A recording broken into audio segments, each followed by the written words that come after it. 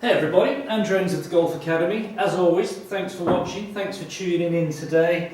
If you haven't subscribed to my channel, please do so. Little button down there in the corner, click on the subscribe button, and then when I release new videos, you'll be the first to hear about it. A little bit of instruction I think today is the order of the day rather than a review or anything like that. What I like to do golf tips and instruction on YouTube is just to kind of take everyday faults that I see when I'm teaching people and pass those on to you guys. And I see many faults in golf swings, but I see reoccurring ones happening time after time. And the one which I see an awful lot of, and I've done sort of videos on this in the past, but I thought it was time to talk about it afresh, is I see this position at the top, where the left arm's completely collapsed. And you can see it's kind of formed like a right angle at the top here.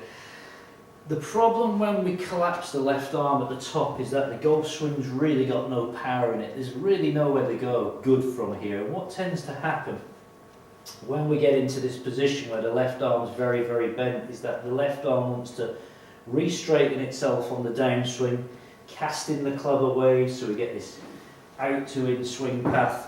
All sorts of nasty things happening, very steep angle of attack, so on and so forth. So why does this happen so frequently in golfers' swings? Well, there's many reasons. Let's talk about a couple of them. Failure to turn the hips is one I see. I see this happening a lot. Very little hip or body rotation on the backswing. The arms get picked up, and you can see here everything's collapsed. There's no power in this swing at all. So what I would do in that situation is give the person, first of all, the feeling of rotating into that right side. Try and get some coil, try and get some wind going into this right side. So let me just wind into this right side.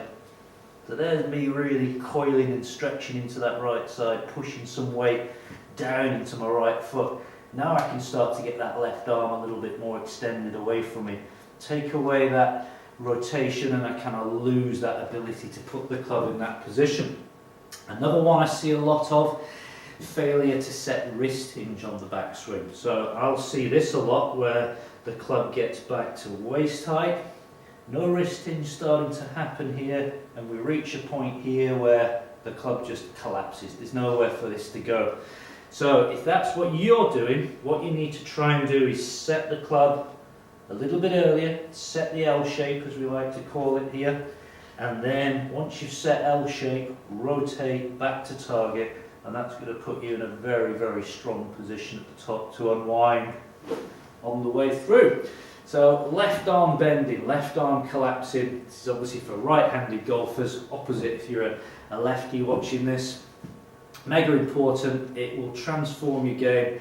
Split hand drill is a great way of feeling this. Left hand on top, right hand split well away, so there's a big gap. You might even have the thumb down on the grip, on the shaft of the club, sorry, and with both thumbs pointing down to the club, take the club up to the top of the backswing, and the split hand drill definitely helps you set the club and put the club in a great position at the top.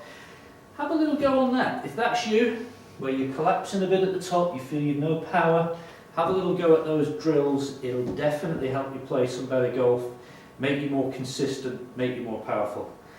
Thanks for checking the video out today, folks. It's been a pleasure as always. Post your comments down below and I'll be back soon with more tips, reviews and YouTube stuff for you. Thanks for watching.